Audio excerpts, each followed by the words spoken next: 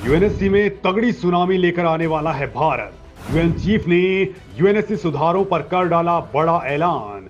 Japan के Hiroshima में UNSC पर हो गया बड़ा खेल। दोस्तों, जिस बात का इंतजार भारत को 77 साल से था वो वक्त अब आ चुका है। मोदी ने जैसे ही हुंकार लगाई वैसे ही संयुक्त राष्ट्र में बवंडर मच गया है। संयुक्त राष्ट्र महासचिव एंटोनियो गुतेरेस ने सुरक्षा परिषद में सुधारों पर ऐसा समर्थन किया है कि करोड़ों भारतीय अब बाग बाग होने वाले हैं। तो दोस्तों, आखिर मोदी ने कैसे पूरा पासा पलट डाला है और अब यूएन कैसे भारत के लिए नया रास्ता खोलने को तैयार हो चुका है, इस वीडियो में मैं दोस्तों आपको बताने वाला हूं ये तमाम बातें। साथ ही आपको बताऊंगा कि G7 में भारत ने कौन सा गदर काट डाला कि चीन के फेफड़े ही फूल चुके हैं। तो चलिए दोस्तों, इन तमाम बातों को जानते हैं। दोस्तों, इस समय भारत इंटरनेशनल लेवल पर एक अलग ही फॉर्म में चल रहा है। भारत ने पिछले 77 सालों से यूएन में जो पारंपरिक व्यवस्था चल रही थी उसे बदलने का बीड़ा उठाया है, क्योंकि यूएन केवल 5 देशों जो कि उसके स्थायी मेंबर हैं उनके ही इर्द गिर्द घूमता रहा है। भारत ने कई बार इस संस्था में स्थायी सदस्य देश बनने और वीटो पावर के लिए प्रयास किया, लेकिन हर बार भारत को जहां अमेरिका, फ्रांस, रूस और ब्रिटेन का समर्थन मिल जाता है तो वहीं 5वां देश चीन भारत को समर्थन नहीं देता और पूरा का पूरा खेल बिगड़ जाता है। लिहाजा दोस्तों, अब भारत ने यूएन और उसकी इकाई संस्थाओं जैसे कि यूएनएससी संस्थाओं में बिगुल फूंक दिया है। अब या तो यूएन रहेगा या फिर भारत इससे आउट हो जाएगा। यानी जो 5 देश हैं वीटो पावर वाले, भारत उनका वीटो पावर छीनने के लिए आगे बढ़ चुका है। आने वाले चंद दिनों में या तो भारत अपनी लीडरशिप में खुद का यूएन जैसा संगठन ही खड़ा कर डालेगा या फिर खुद इस इकाई से अलग हो जाएगा। और दोस्तों, इस मामले में बड़ा ऑप्शन यह है कि सीधे सीधे भारत को स्थायी मेंबरशिप दे दी जाए और साथ ही वीटो पावर भी दे दिया जाए। दोस्तों, अब यूएन जैसी ताकतवर संस्था को भारत कैसे बदलने का मादा रखता है, इसकी एक छोटी सी बानगी देखने को मिली है जापान के हिरोशिमा में, जहां भारत ने तगड़ा गदर काट डाला है। यकीन माने दोस्तों, ऐसा इतिहास में पहली बार हुआ है। खुद चीन भी ऐसा कभी नहीं कर पाया और भारत की इस ताकत को जानने के बाद आप खुद कहे उठेंगे कि भारत यकीनन यूएनएससी का रिफॉर्म अपने मुताबिक करने की हिम्मत रखता है। दरअसल दोस्तों, मोदी ने भरे मंच से ऐलान कर दिया है कि संयुक्त राष्ट्र को लेकर के अगर सुधार नहीं हुए तो बस ये चर्चा का मंच बनकर के रह जाएगा। मोदी यही नहीं रुके, उन्होंने कहा कि पिछली सदी में बना संयुक्त राष्ट्र और उसकी सुरक्षा परिषद अब 21वीं सदी की व्यवस्था और वास्तविकता के अनुरूप नहीं है। इसे ग्लोबल साउथ की आवाज बनना पड़ेगा, वरना ये यूएन और यूएन सिक्योरिटी काउंसिल किसी काम के नहीं रहेंगे। और दोस्तों, इसके बाद बवाल ही खड़ा हो चुका है, क्योंकि इसके बाद संयुक्त राष्ट्र की सुरक्षा परिषद में आग लग चुकी है, वहां तगड़ा खेल शुरू हो चुका है। यह बात मैं आपको बताने वाला हूं। पहले आपको बता दूं कि इस समय अंतरराष्ट्रीय मंचों पर बड़ी उथल पुथल मच चुकी है।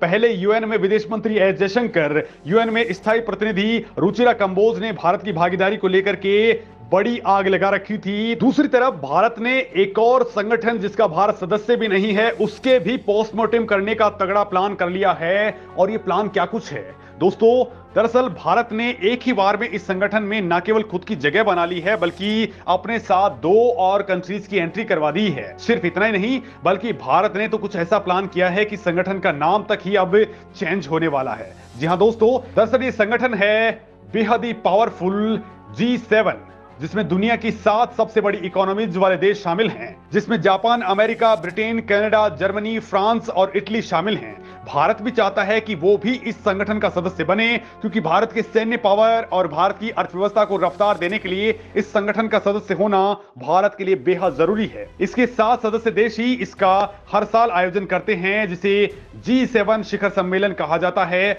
और इस बार इसकी मेजबानी जापान ने की है। खास बात यह रही कि इसमें शरीक होने के लिए भारत को खास तौर पर इनवाइट किया गया। G7 संगठन कितना पावरफुल संगठन है, इस बात का अंदाजा ऐसे लगा सकते हैं कि 1990 में G7 समूह दुनिया के पास कुल जीडीपी का आधे से ज्यादा हिस्सा रखता था, लेकिन आज की डेट में यह कमजोर पड़ चुका है। और दोस्तों, यह संगठन भी चाहता है कि भारत जैसी बड़ी इकोनॉमी को अपने साथ ले लिया जाए। और दोस्तों, अब इसमें पीएम मोदी ने बड़ा खेल कर दिया है। भारत अपनी रणनीति से न केवल इस संगठन में अपनी जगह बनाने जा रहा है बल्कि इस संगठन का नाम ही चेंज हो रहा है। यानी दोस्तों, एक तरफ जहां यूएनएससी में भारत भोकाल मचाए पड़ा है, वहीं इस G7 संगठन में भी भारत ने खेल कर दिया है। दावा किया जा रहा है कि दुनिया के ताकतवर देशों के समूह G7 में जल्द ही भारत शामिल हो सकता है। जापान में 19 से 24 मई के बीच हो रही मीटिंग्स के बीच भारत ने यूएनएससी की तरह यहां पर भी संगठन के विस्तार और खुद को शामिल किए जाने की बात कही है, जिसके बाद लगने लगा है कि सम्मेलन में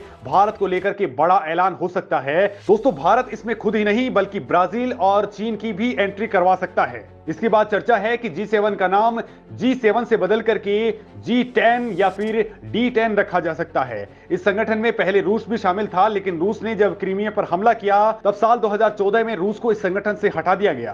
दोस्तों, G7 ग्रुप दुनिया की 45% इकोनॉमी और 10% आबादी को कवर करता है, लिहाजा इसके विस्तार की जरूरत महसूस की गई है। इसमें भारत, चीन और ब्राजील जैसी बड़ी इकोनॉमीज को शामिल करके इसे G10 या डेमोक्रेसी 10 का नाम दिया जा सकता है। फिलहाल अभी कोई अंतिम फैसला नहीं हो पाया है, लेकिन भारत का इसमें शामिल होना तय माना जा रहा है। G7 का मुख्य फोकस दुनिया के समक्ष उत्पन्न चुनौतियों जैसे कि शांति की स्थापना, सुरक्षा, आतंकवाद से लड़ने, शिक्षा, स्वास्थ्य और पर्यावरण के मुद्दों का समाधान निकालना है। तो वही दोस्तों, एक और संगठन है, वो है G20, जो दुनिया की अर्थव्यवस्थाओं से जुड़े मुद्दों पर फोकस करता है। और इस वक्त G20 का आयोजन भारत कर रहा है और भारत इसका अध्यक्ष भी है। तो वहीं दोस्तों, अब भारत ने यूएन को लेकर के जो गेम खेला है उसकी गूंज यूएन के गलियारों में तगड़े से सुने जा रही है। खुद संयुक्त राष्ट्र महासचिव एंटोनियो गुतरेस ने सुरक्षा परिषद में सुधारों का सीधा समर्थन कर डाला है। बड़ी बात तो यह है कि उन्होंने वही पॉइंट्स उठाए हैं जो भारत ने कहे हैं। उन्होंने कहा